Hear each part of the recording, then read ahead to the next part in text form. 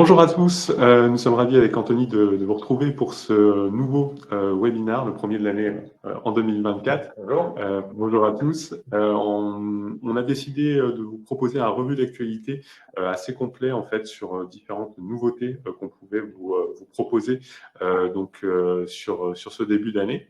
Donc au programme d'aujourd'hui, on va vous parler de démarque, on va vous parler de sécurité de serveurs DNS. On va vous parler de redirection, notamment avec les problématiques en termes de référencement. On viendra également traiter des problématiques de surveillance de marques parmi les noms de domaine avec, entre autres, les sujets de l'exhaustivité. On vous parlera aussi de l'ouverture de nouvelles extensions Internet entre le premier round qui est en train de connaître ses dernières ouvertures et un second round qui va arriver également. Et on évoquera également donc, le sujet des NFT et les problématiques de cybersquatting. Et enfin, on conclura sur toute une liste d'événements où nous allons participer avec Anthony cette année. Alors juste un petit rappel sur les prestations proposées aujourd'hui par SolidNames, le cœur d'expertise de SolidNames. Il s'agit des noms de domaine Internet. Aujourd'hui, on a toute une gamme de produits et services donc relatifs à la surveillance de marques parmi les noms de domaine, avec la possibilité de suivre des noms de domaine particulièrement sensibles. Nous avons également une activité de bureau d'enregistrement, de gestion de portefeuille de noms de domaine. Également de la récupération de noms de domaine, notamment via des rachats ou également des prestations de backorder pour les noms de domaine expirés. Par contre, SolidNames ne fait pas de précontentieux ou de contentieux juridique. Ça, c'est le travail de nos clients, notamment nos clients cabinets juridiques. Et puis, nous proposons également un pôle valorisation pour vendre d'éventuels noms de domaine qui sont dans nos portefeuilles. Et puis, toute une série d'accompagnements de consulting IT, notamment sur les sujets de démarque qu'on va évoquer tout de suite. Alors, depuis le mois dernier, en fait, on a eu plusieurs demandes de clients qui étaient un petit peu paniqués parce que leurs clients ne recevaient plus leur mail sur les boîtes Gmail et Yahoo. En effet, depuis le mois dernier, en fait, les expéditeurs qui envoient plus de 5000 messages ou plus par jour à des comptes Gmail doivent aujourd'hui authentifier les emails sortants via un protocole technique dont on parle depuis très très longtemps avec Anthony. 2016, je crois, de mémoire. Voilà, 2016, au moment de la création de SolidNames, où on évoquait les problématiques d'email spoofing et donc le fait de pouvoir être en capacité d'envoyer un mail qui vient de votre propre nom de domaine. Et donc, il y a un protocole, plusieurs protocoles techniques qui existent pour empêcher cette usurpation d'identité. Avec des entrées dans le DNS qui sont donc DMARC, SPF et DKIM. Anthony va y revenir d'ici quelques instants. Mais aujourd'hui, la règle qui a été mise en place notamment par Google, c'est que si vous n'avez pas de publier en fait une entrée DMARC dans le DNS qui correspond à votre nom de domaine, mais vous pouvez avoir des vrais problèmes de délivrabilité. Et autant on essaie d'évangéliser depuis 8 ans contre l'usurpation d'identité, autant là, on a des clients qui ont mis ça tout de suite en place en fait pour pouvoir adresser des mails auprès de leurs clients, sachant que c'est quand même ces publications sont peu présentes. Il y avait une étude de l'AFNIC qui avait été menée l'année dernière sur la présence de démarques qui indiquait que seulement moins de 8% des noms de domaine en .fr ont cette politique des marques. Alors, Anthony, même si on en parle depuis 8 ans, est-ce que tu peux nous rappeler comment ça fonctionne? Ouais, alors c'est toujours un petit peu touffu comme explication, mais en gros, le principe, c'est de permettre donc de sécuriser, d'éviter que donc le mail peut utiliser une adresse mail qui soit la vôtre, alors que l'envoi n'émane pas de votre infrastructure. Donc, pour éviter qu'un tiers puisse écrire des mails de votre part. Ça se base sur différents éléments qui reposent tous sur le DNS. On a d'abord, donc, si on suppose un envoi depuis la partie qui est en bas à gauche vers ce destinataire là qui est en bas à droite, ces éléments-là, en fait, permettent de réaliser des contrôles côté réception. Donc, ce n'est pas sur votre infrastructure de messagerie que ces protocoles s'appliquent, c'est pour protéger les tiers, en fait. Donc, quand un mail arrive, la première vérification qui porte sur SPF va aller lire le DNS, qui est une entrée publique, pour vérifier si l'adresse IP qui s'est connectée pour vous délivrer un mail de la part de exemple.com, c'est le domaine de messagerie de l'expéditeur, Donc, cette adresse IP-là en vert, 212.227, si elle est bien listée dans le SPF, alors il y a un premier élément de contrôle qui va passer. Donc, c'est pour faire l'inventaire des machines de votre infrastructure qui sont autorisées à envoyer des emails de votre nom. Le deuxième point qui est utilisé, c'est DKIM. Ça, c'est une manière de publier des clés de chiffrement, et ça se passe au moment de l'envoi ici. Vous allez pouvoir chiffrer le message et permettre de vérifier que le message n'a pas été modifié en cours de cheminement et qu'il est bien rattaché au nom de domaine de l'expéditeur. Ça, c'est DKIM. Et la partie qui permet de vérifier l'authentification du message, c'est la clé publique qui est elle aussi stockée dans le DNS. À l'aide de ces deux tests, il y a une troisième politique qui est publiée, c'est la fameuse politique des marques qui permet de dire au monde entier, si jamais DKIM et SPF ne passent pas, qu'est-ce qu'on fait du message? Moi, propriétaire du nom de domaine, je publie une politique qui peut être de laisser passer, de forcer la mise en spam ou bien de ne pas du tout délivrer le nom de domaine, pas le nom de domaine, l'email. En complément de ça, ces protocoles-là prévoient l'envoi de messages techniques qui sont utiles pour justement mettre en place des outils de surveillance pour voir s'il y a un haut niveau d'usurpation d'identité par mail sur votre nom de domaine, des campagnes d'attaque. Et ça aide aussi à réaliser le fameux diagnostic Druid qu'on fait quand on accompagne un client pour déployer ça sur sa solution de messagerie, puisque c'est compliqué d'appliquer ça de manière drastique sur un nom de domaine de messagerie qui est déjà actif. C'est très facile de le faire sur un domaine de messagerie nouveau, mais il y a des précautions à prendre quand on veut appliquer ça sur un mail existant. Et donc, la politique qui est Gmail, c'est que se démarque par défaut s'il est en on, c'est-à-dire de laisser tout passer. Ça suffit à Gmail aujourd'hui pour cet élément-là. Ouais. Donc, ils ne sont pas encore très stricts là-dessus. Mais toutefois, on s'attend quand même à ce que plus ça ira, plus ils vont a priori monter les éléments de sécurité. Ouais. On imagine aussi que la jauge des 5000 messages par jour risque de baisser. Donc, on le répète depuis 8 ans, mais pensez vraiment à mettre en place ces protocoles-là. Ça aide contre l'usurpation d'identité et contre l'email spoofing. Et aujourd'hui, c'est un vrai impact sur la délivrabilité.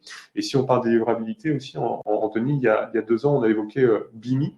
Et on voulait en dire un petit mot aussi encore aujourd'hui, parce que ça peut être un vrai atout pour la délivrabilité aussi de vos mails, en plus des problématiques contre l'usurpation d'identité. Donc, tout à fait. Donc, BIMI, c'est un 4e protocole en fait, qui permet d'obtenir l'affichage de votre logo officiel, qui est également publié dans le DNS, de sorte que dans la boîte de réception de différents fournisseurs de messagerie qui sont listés ici, dans leur solution, quand ce protocole est déployé, vous choisissez quel est le logo qui va apparaître en lieu et place, alors soit dans un profil de réseau social si vous êtes en contact avec la personne, soit les petites lettres qu'on voit chez Gmail, tel qu'on peut le voir dans cet exemple-là. Donc, le prérequis pour obtenir ce logo, c'est d'avoir une politique des marques qui est en quarantaine ou en rejet. Donc, il faut qu'elle soit vraiment restrictive. Et puis après, il faut créer votre logo dans un format spécifique SVG. Il faut que le logo soit enregistré en tant que marque, ce qui vous permet ensuite d'obtenir un certificat dit VMC, Verified Mark Certificate, qui est délivré par il y a deux autorités de certification qui délivrent ces certificats. Et une fois que vous avez ces éléments-là, ça s'obtient en quand même quelques mois, si la marque n'est pas enregistrée. On publie une entrée supplémentaire et vous obtenez cet affichage-là qui a pour vocation d'habituer les gens à associer vos envois légitimes à votre logo. Donc, il y a un effet vertueux aussi et ça améliore aussi le taux d'ouverture des emails selon les études qui ont été publiées par les promoteurs de cette technologie. Alors, je vois qu'il y a plusieurs questions qui sont arrivées sur le chat. On va faire comme d'habitude, entre guillemets. On répondra à différentes questions donc à la fin de la présentation à 11h30 pour ces éléments-là. Alors, on vient de parler de DNS. Justement, les serveurs DNS, on a eu ces derniers mois plusieurs registrars notamment qui ont été attaqués, qui ont communiqué sur le fait qu'ils avaient été victimes d'attaques DDoS sur leur extranet avec des problèmes de disponibilité. On voulait vous expliquer un petit peu comment fonctionne aujourd'hui la sécurité des serveurs DNS. Donc Anthony va nous présenter ces éléments-là, sachant que c'est très important, notamment pour contrer ces attaques DDoS qui sont très régulières. On évoquait les registrars, mais typiquement le Crédit Agricole le mois dernier a subi une attaque de hackers turcs, il me semble, cette fois-ci, qui a rendu les sites et les applications du Crédit Agricole hors ligne suite à une attaque DDoS. Donc, comment fonctionnent ces attaques, Anthony, et quels sont les éléments de sécurité qu'on peut avoir? Quand on parle d'attaque DDoS, ça signifie une attaque par déni de service distribué, c'est-à-dire que les attaquants s'arrangent pour disposer d'un grand nombre de machines piratées, qui toutes en même temps vont envoyer des requêtes, alors soit sur les serveurs DNS pour les surcharger et donc empêcher les autres utilisateurs légitimes de pouvoir convertir le nom de domaine en adresse IP pour se connecter au site, pour envoyer un mail, etc. Ça peut aussi porter sur le fait de surcharger le serveur web. Donc, il y a deux éléments dans les attaques DDoS qu'il faut bien avoir en tête. Ce qui est arrivé au Crédit Agricole, par exemple, c'est une attaque DDoS sur leur infrastructure DNS. Donc, elle était particulièrement massive puisque le Crédit Agricole dispose d'outils et d'infrastructures très dimensionnés pour résister à ce type d'attaque. En gros, il faut aligner en face une capacité suffisante pour absorber le volume de requêtes qu'arrivent à aligner les pirates. Donc, c'est important de bien avoir ça en tête sur la partie infrastructure DNS. Un nom de domaine qui va utiliser, par exemple, 3 serveurs DNS de type unicast, c'est-à-dire une adresse IP égale une machine ou un ensemble de machines derrière, ça ne va pas être très robuste aux attaques. Ça sera facilement submergé par un relativement petit nombre de requêtes simultanées qui pourraient être envoyées.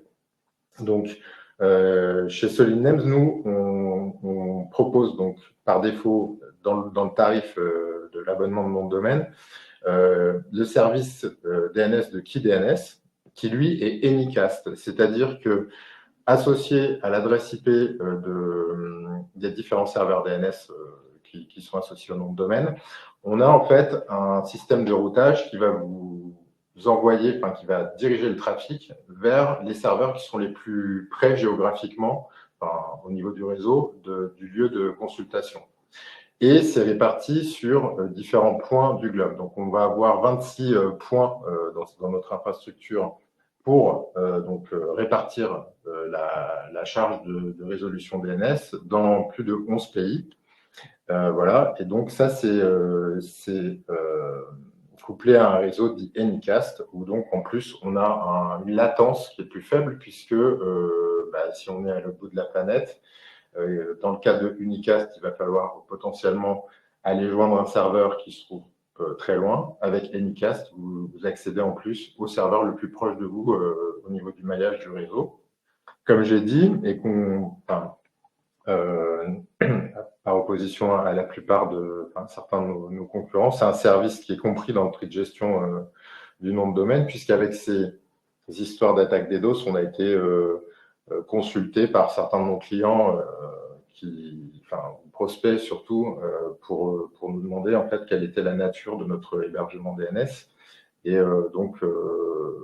par opposition à des produits concurrents et similaires mais payants comme Verkara ou UltraDNS anciennement Neustar, c'est un service que l'on intègre directement dans l'abonnement du nom de domaine. Tout à fait. Donc voilà pour ce point sur la sécurité des serveurs DNS. Un autre point qu'on voulait aborder avec un cas client qu'on a pu avoir ensemble, c'est sur les redirections. Alors, vous allez dire, les redirections, ça fait 20 ans qu'on travaille dans les noms de domaine. Oui. Ça a toujours fonctionné. C'est un service qui est proposé par l'ensemble des registrars.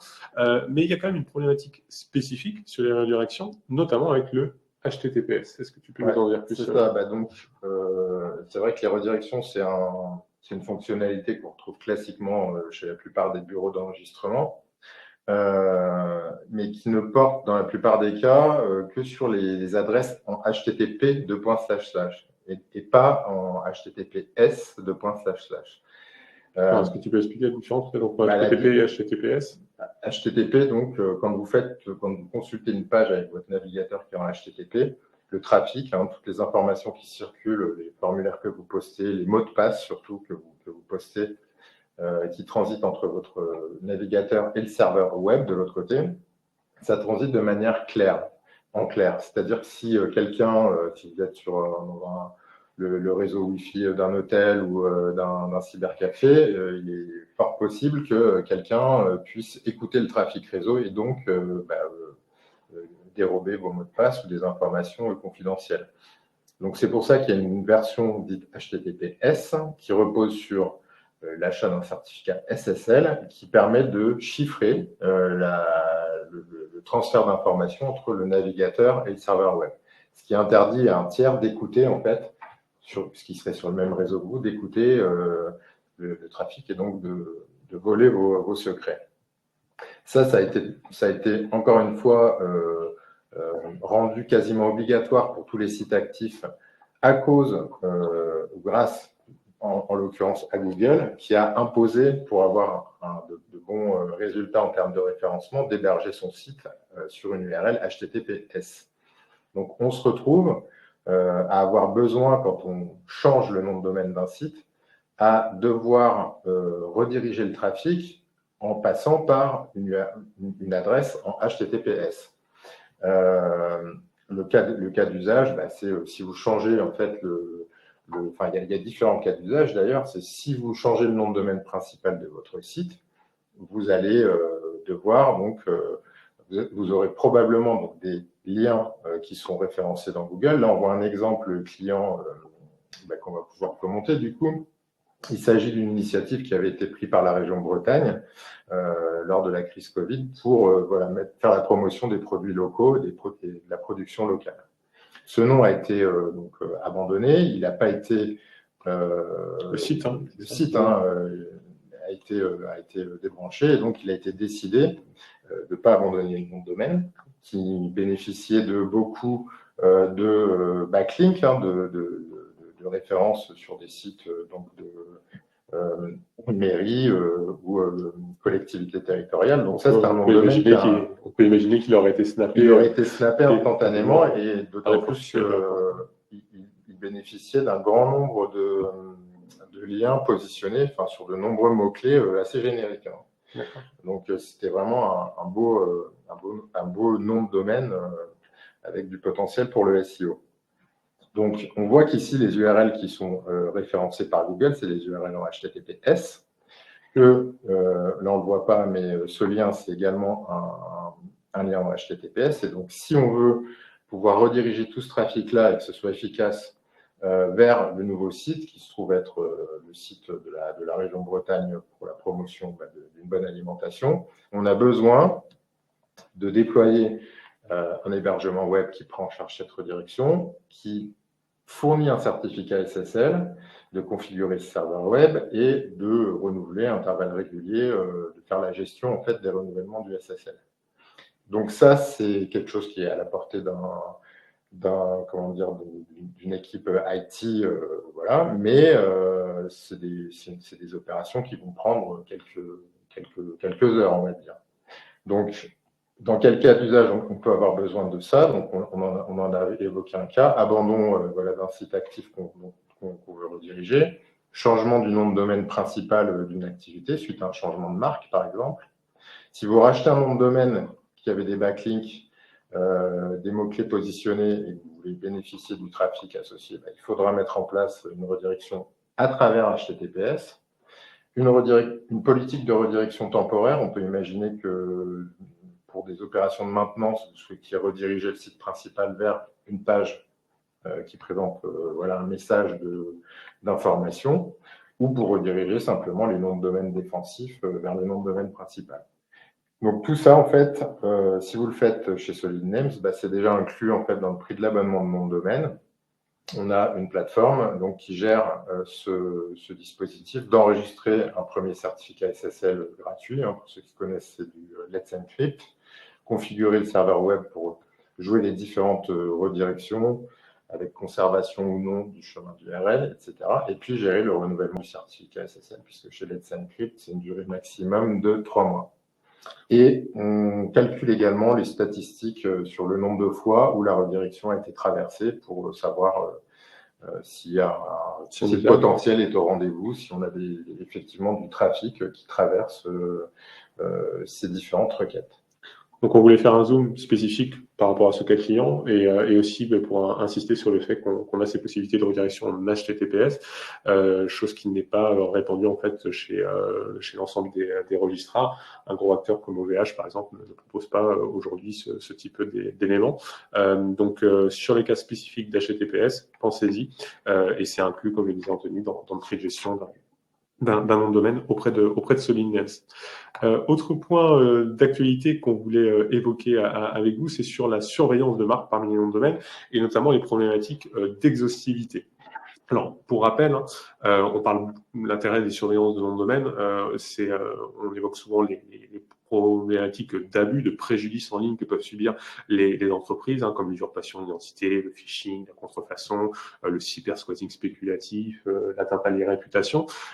Mais ce n'est pas le seul intérêt en fait d'une surveillance. Alors, c'est certain que ça détecte en majorité les abus, mais on peut avoir aussi des homonymes qui sont tout à fait légitimes. Hein. Prenez toutes les marques qui sont des prénoms ou des patronymes assez répandus, comme Lacoste ou Leclerc. On peut avoir des gens qui s'appellent de cette façon-là, ou des prénoms, Paul le Boulanger, Nicolas le Caviste, etc. Donc, on peut avoir des dépôts qui sont tout à fait légitimes. Donc, on peut détecter ces éléments-là. Et ce qu'on peut détecter également, ce sont les problématiques de Shadow IT. Alors, Shadow IT, qu'est-ce qui se cache derrière ce terme en anglais qui est souvent utilisé pour qualifier ce type de dépôt? C'est en fait pas des dépôts qui veulent nuire à l'entreprise. On est plutôt sur des dépôts qui sont légitime, positif, mais c'est lié à l'environnement de l'entreprise. En gros, ça va être l'autre service qui va, normalement, c'est l'équipe juridique qui dépose le nom de domaine, et puis là, ce jour-là, ça va être l'informaticien. Ça va être une filiale, ça va être un distributeur, ça va être un fournisseur, typiquement l'agence web qui a été sélectionnée pour faire le site internet du jeu concours, qui va déposer le nom de domaine en son nom. Donc, ça permet de surveiller ces éléments-là liés à l'environnement de l'entreprise, et aussi, ça peut être utile tout simplement pour vérifier ses propres dépôts. Le registrar par lequel vous passez vous a confirmé l'enregistrement. L'alerte va vous confirmer s'il a bien été fait. Est-ce que la redirection que vous avez demandé du site, par exemple, du point U vers le point .com, elle est bien mise en place? Ça va permettre de le détecter. Est-ce que le WIS template, le modèle de WIS que vous utilisez, est-ce qu'il a bien été mis en place par le registrar? Donc, l'intérêt de la surveillance, certes, c'est pour détecter en majorité les abus, mais on voit qu'il y a d'autres intérêts.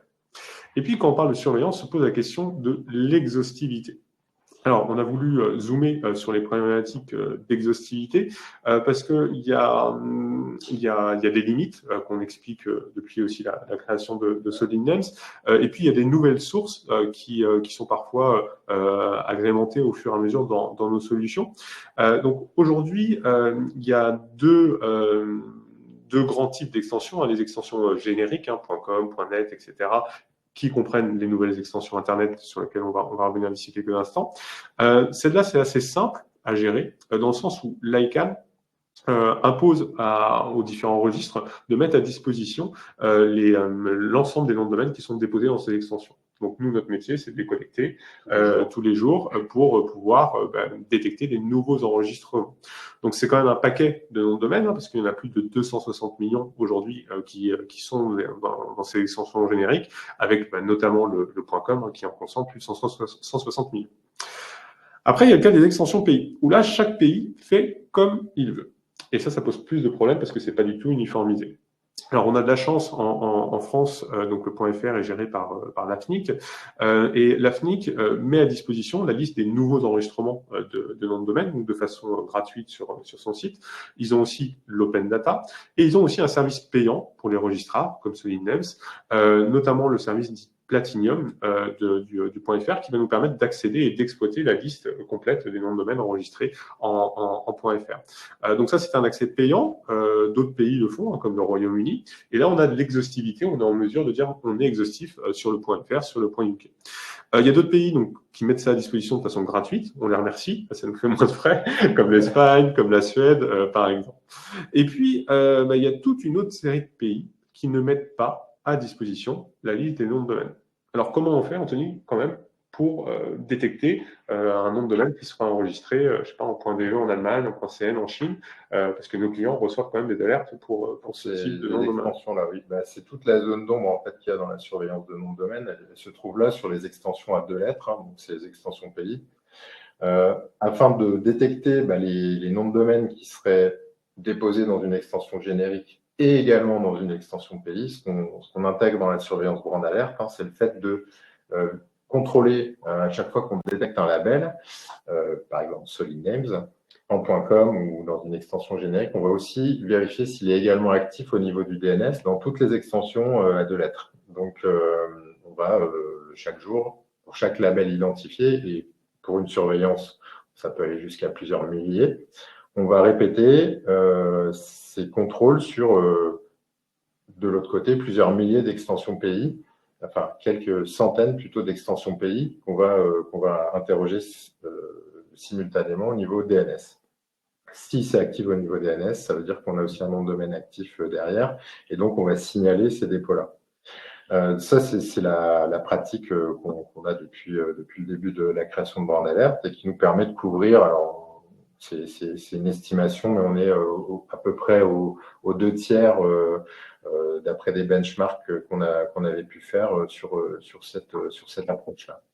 Donc, on couvre une grosse partie de la zone d'ombre et depuis 2 ans, on a amélioré encore ce périmètre de surveillance en utilisant donc les certificats, les logs de dépôt en fait des certificats SSL. Donc ça, c'est une initiative des gros acteurs, dont Google encore une fois, qui publie en fait la liste de toutes les demandes qui sont réalisées pour des certificats SSL.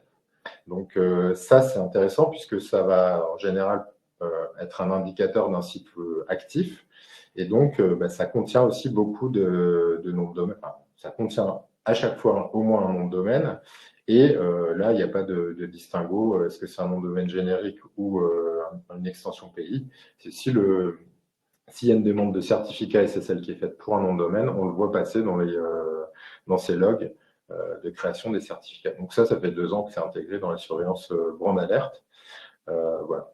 Et donc, qui nous permet d'avoir un maximum d'exhaustivité sur ces surveillances de nouveaux dépôts de nom de domaine. Alors, on voulait aussi vous parler un petit peu des nouvelles extensions à Internet. Comme je le disais en préambule, donc il y a eu des récentes ouvertures, notamment donc le point Box qui a été lancé ces dernières semaines. Il y a eu toute une série aussi de Internet Naming Co, donc plus connu sous le nom historique d'Uniregistry, qui était devenu UNR après. Ça doit parler pour les plus spécialistes d'entre vous, qui a lancé donc le point DIY pour Do It Yourself notamment. Le point food aussi, donc toutes ces extensions sont désormais live, vous pouvez les enregistrer et je tiens aussi à le rappeler, toutes ces extensions sont couvertes systématiquement dès leur ouverture dans le service de surveillance de Brand Alert. Parmi les nouvelles extensions qu'on attend, alors on les appelle nouvelles même si elles ont plus de 10 ans maintenant, on attend enfin le point web. Donc, point web, c'est VeriSign qui l'avait obtenu après une enchère record à plus de 100 millions. Et VeriSign a annoncé à ses actionnaires, parce que c'est une société qui est cotée en bourse, qu'elle était cette année optimiste quant au lancement éventuel du domaine point web et à son impact positif. Donc, on pense que le point web a de fortes possibilités d'être lancé en fin cette année. C'est sûr que pour VeriSign qui opère déjà les 160 millions de .com, ça leur fait une base de prospects qui est quand même assez impressionnante. Donc, on verra si le point web rencontre un succès lors de son lancement. Et puis, Solid Names, ces derniers mois, nous avons pu participer à différents événements, notamment l'ICANN 78 à Hambourg, et puis au Cercle des marques également, donc au sein de l'AFNIC. Et le second round, le fait de pouvoir créer sa propre extension Internet, on en reparle avec enfin un calendrier prévisionnel qui est espéré autour de 2026. Alors, les frais ICANN qui sont évoqués pour créer sa propre extension ont augmenté en 10 ans, forcément. On parle inflation. On parle de 240 000 $ contre 185 000 lors du premier round. Et puis, il ne faut pas oublier, bien entendu, les frais qu'engendre une extension. Ça coûte en règle générale entre 60 et 100 000 € par an, entre les frais ICANN, qui restent chaque année, qui sont de 25 000 $, et puis les frais d'opérateur de registre, notamment la FNIC ou le registrar pour fonctionner. Mais on a un calendrier et aujourd'hui, un Soninel, c'est en capacité de vous accompagner à créer votre propre extension Internet si cela vous intéresse. Alors, je termine cette partie sur les nouvelles extensions et puis on va conclure avec un élément dont vous pouvez parler sur les noms de domaine NFT, avec les problématiques de cybersquatting. Alors, pour rappel, les NFT, ce sont des noms de domaine qui sont enregistrés dans des extensions dites Web3. La plus connue, c'est le .eth, qui est l'équivalent du .com, et qui est basé sur le coût d'enregistrement est basé sur la crypto-monnaie Ethereum. Ethereum lorsqu'on avait fait notre première présentation, je crois, il y a 3 ans sur ces sujets-là, on avait un cours qui était autour de 1500-2000. Là, aujourd'hui, on est en plein pic, on est à 3700 € un ETH, donc avec un fort coût, donc ça coûte plus cher aujourd'hui d'enregistrer des noms de domaine en .eth, mais ça n'empêche pas la présence de cybersquatters. Et pour rappel, sur les noms de domaine NFT, il n'y a pas de procédure extrajudiciaire comme les procédures UDRP. Et encore moins noise. Et encore moins noise, Ouais. et donc c'est un petit peu le Far West. Alors, comment on fait, Anthony, pour faire valoir quand même ses droits quand on est en train d'un cybersquatting? Déjà, pour être informé qu'il y a eu un dépôt frauduleux, donc nous, on a mis en place une surveillance qui existe, qui permet de détecter les nouveaux dépôts dans les extensions principales, dont le .eth, et les extensions également Unstoppable Domains. Si vous détectez un cas manifestement frauduleux et qui inquiète votre client, là, les difficultés commencent puisque l'identité du titulaire, s'il a fait une grosse boulette en publiant des données personnelles, compte Twitter, adresse mail, etc., associé à son adresse de wallet, c'est la seule information qui est nécessaire pour enregistrer un tel nom de domaine NFT. S'il n'y a pas eu d'erreur de commise, c'est compliqué de prendre contact avec le titulaire pour lui signifier qu'il a fait quelque chose de limite au niveau du droit des marques. Donc, ce qu'on a mis en place, en fait, c'est une offre qui permet d'envoyer un document à destination donc, du titulaire de ce nom de domaine NFT.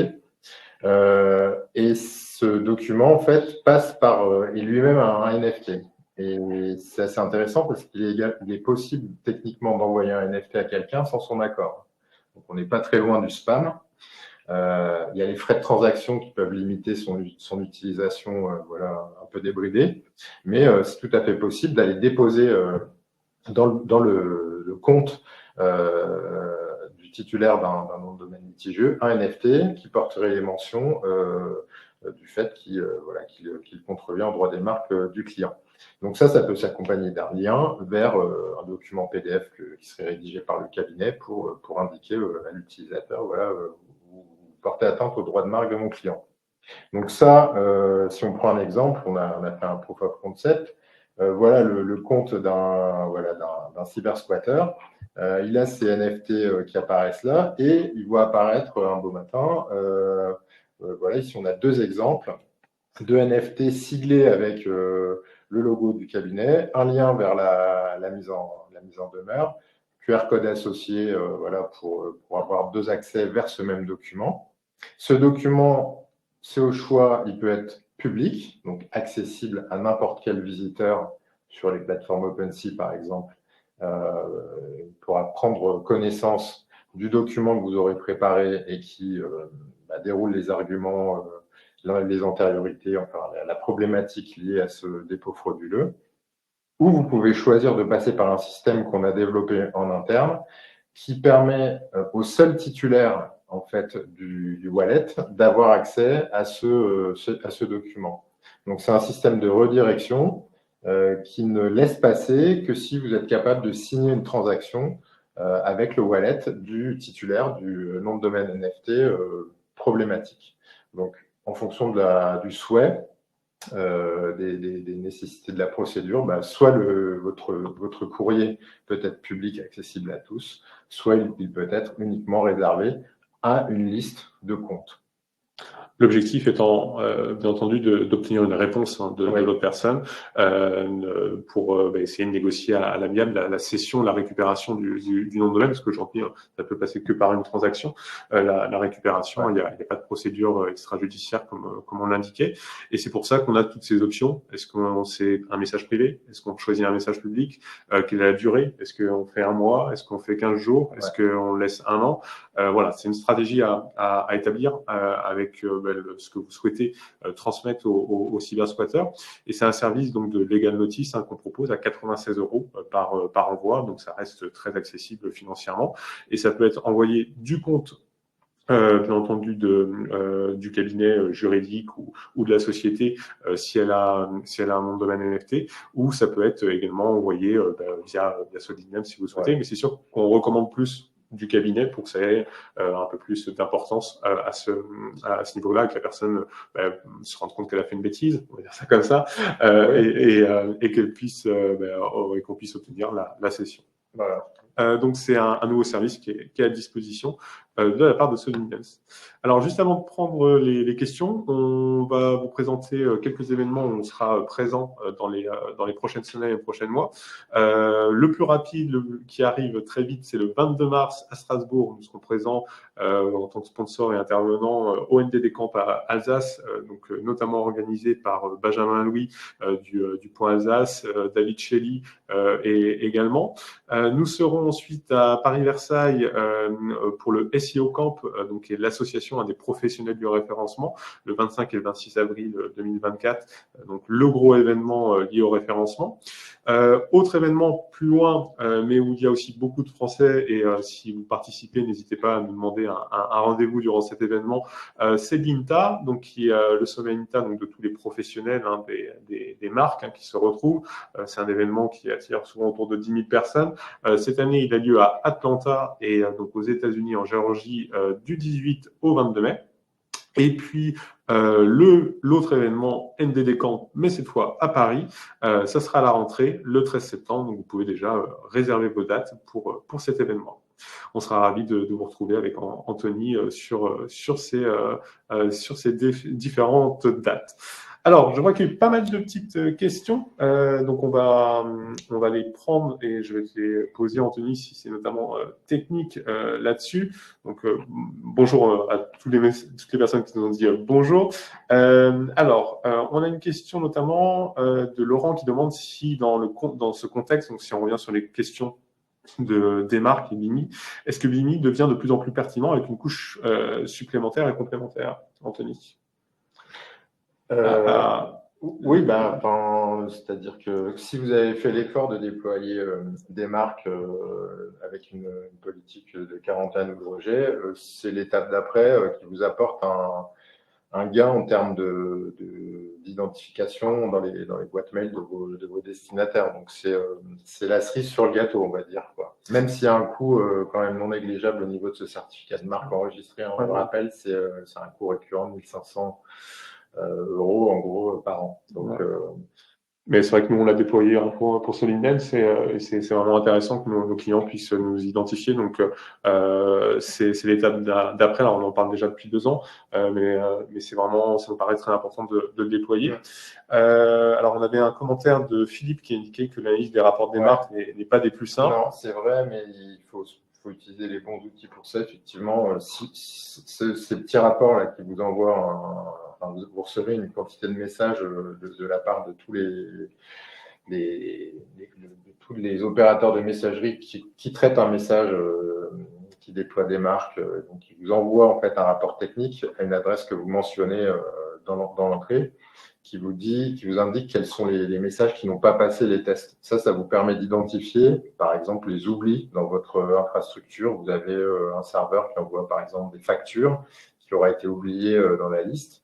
Grâce à ces petits rapports, là, vous pouvez identifier ces cas-là. Et puis, bien sûr, vous pouvez identifier les cas d'envoi massif d'usurpation sur votre nom de domaine. Ça ne se traite pas du tout à la main. Il ne faut pas analyser ça depuis une boîte mail classique. En fait, il faut envoyer ça vers un outil d'analyse dédié. Il y a plein de prestataires. Nous, on en utilise deux différents quand on fait cet accompagnement Druid.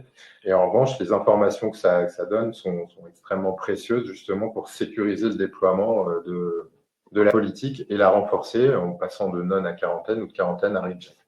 Donc, il faut utiliser les bons outils pour le faire. Pour le faire. Et on a l'expertise pour déployer ces solutions auprès dans le consulting Druid, c'est essentiellement le suivi de ces statistiques qu'on va faire avec le client. Alors, on avait une autre question sur le SSL, donc de Charlotte. Donc, si l'obtention du certificat SSL est compris avec l'enregistrement du nom de domaine, est-ce que le renouvellement est aussi compris? Ouais, alors attention, parce que là, il y a une grosse astérisque sur ce certificat SSL. Ce n'est pas un certificat SSL que vous pouvez prendre et aller déployer ailleurs. C'est un certificat SSL. Vous ne pouvez pas non plus nous demander d'installer votre certificat SSL sur ces redirections. C'est automatisé. On produit, on installe, on renouvelle le certificat SSL et donc il est renouvelé et il est maintenu aussi longtemps que la redirection devra être mise en place. Donc oui, c'est compris. C'est intégré et c'est géré de notre côté pour ça. Alors, il y avait un commentaire de Bernard qui disait que la BPI finance les nouvelles extensions à voir. Mais c'est sûr que compte tenu des montants qu'on évoque, ça peut être intéressant d'avoir des soutiens. Et puis, on avait une question de Fabrice notamment, donc sur la mise en demeure NFT. Est-ce qu'elle est retirable avant l'expiration du délai prévu initialement? Non. Par contre, ouais, effectivement, bon, là, si votre intention, c'est de spammer le cybersquatter, ce qui peut être assez jubilatoire, il faut quand même prévoir le coup où la personne, par exemple, va obtempérer, puis se montrer coopératif. Et donc, la demande en retour que vous risquez d'avoir, c'est le fait de faire un retrait de ces NFT qui viennent, tout dépend de l'utilisateur, mais si vous en envoyez des dizaines ou des centaines, ici, vous allez un peu polluer son espace promotionnel de ces NFT. Et à un moment donné, il faudrait pouvoir les retirer. Alors, sur un NFT classique, si on ne fait rien de particulier, la personne peut s'en débarrasser, les transférer vers un compte poubelle, entre guillemets, pour qu'il ne pollue plus le visuel de son compte. Mais s'il fait ça, ça voudra dire, vous aurez la confirmation qu'il a pris connaissance de votre courrier, normalement. Et on a une deuxième version de NFT qui se base sur legalnotice.eth, où là, il y a une durée de validité. Et donc, on peut la rendre, on peut faire un envoi initial avec une durée d'1 semaine, puis un deuxième envoi 15 jours, 1 mois pour bien montrer la détermination et le fait qu'au fur et à mesure, ces NFT pourront devenir indélébiles. Ceux-là, en plus, ne peuvent ne plus être transférés par le titulaire. C'est une caractéristique des NFT en .eth. Donc, on peut faire des sous-domaines. Il y a une durée de validité pour cela et on peut brûler des fusibles qui interdisent le transfert une fois qu'il a été droppé sur le compte du cybersquatter. Donc, voilà, c'est des choses qu'il faut avoir en tête et il faut qu'on discute avant de mettre en place cette stratégie d'envoi. Idéalement, on recommande quand même plus dans une approche de récupération à l'amiable, d'avoir une durée qui est plutôt courte, juste pour faire coucou, on est là, et essayer de trouver une solution amiable la plus rapide possible. Et puis, si la personne en face est récalcitrante, d'augmenter un petit peu la pression. Alors, on avait une question sur Bini par rapport aux marques enregistrées. Ici, alors, excusez-moi, je puisse relire la question. La réponse sur la règle pour le SPF et les KIM, c'est un ou. Et si les deux sont en échec, la règle des marques s'applique. Enfin, le rejet s'applique ou la mise en quarantaine s'applique. D'accord. Donc ça, c'était la question de Christophe, c'est ça. Et donc la question complémentaire de Audrey. Donc dans le cadre de la procédure BIMI, la marque enregistrée doit être une marque française obligatoirement ou un client FR ou pas forcément. Le certificat d'enregistrement ne suffirait pas. Il faut que la base de données marque affiche également le statut enregistré. Or, l'INPI présente actuellement des problèmes, a priori, de mise à jour des marques déposées en fin d'année. Oui, c'est un cas particulier qu'on connaît. Pour notre propre cas, on a fait un dépôt en passant par l'Office UK, qui a été rapide. Ouais. En fait, là, le blocage qu'on peut avoir, c'est que l'entité qui délivre le certificat VMC, ils utilisent des procédures qui sont gravées dans le marbre et ils attendent de voir publier le terme marque enregistrée sur le site de l'INPI, indépendamment du BOPI et des documents officiels qui plus grande force probante, mais c'est un problème de. Enfin, voilà, on ne peut pas changer la manière dont fonctionne leur process. Et vu qu'effectivement le site de l'INPI ne se met pas à jour comme il devrait, et ça, ils sont fautifs sur ce problème-là, on peut obtenir des blocages et avoir un dépôt de marque qui bloque cette étape d'obtention du certificat VMC. Mais la marque. Donc les différents offices, il y a un lien sur la slide qui est à disposition avec les offices qui sont reconnus comme étant valables pour obtenir ce certificat. Et puis on avait fait un webinaire l'année dernière, il me semble, sur ces sujets d'usurpation d'identité.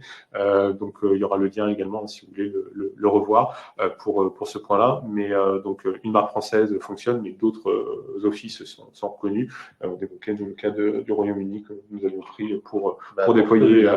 C'est enregistré en tant que marque verbale au UK. Je crois qu'on a fait le tour des questions, Anthony. On avait prévu donc une demi-heure de présentation et 15 minutes de questions-réponses. On est dans les temps. Je regarde juste s'il y a éventuellement d'autres questions qui apparaissent à l'écran. Mais a priori, non. Juste des remerciements. Ça fait toujours plaisir. Merci beaucoup. On était ravis de pouvoir partager ce nouveau moment avec vous en 2024. Et puis, on espère pouvoir échanger avec vous, notamment via les événements que nous avons indiqués. Mais autrement, vous savez qu'on est toujours disponible. Ça sera toujours avec plaisir. Merci beaucoup à tous. Excellente journée. Et puis, au plaisir de se revoir. Merci, à bientôt. Au revoir.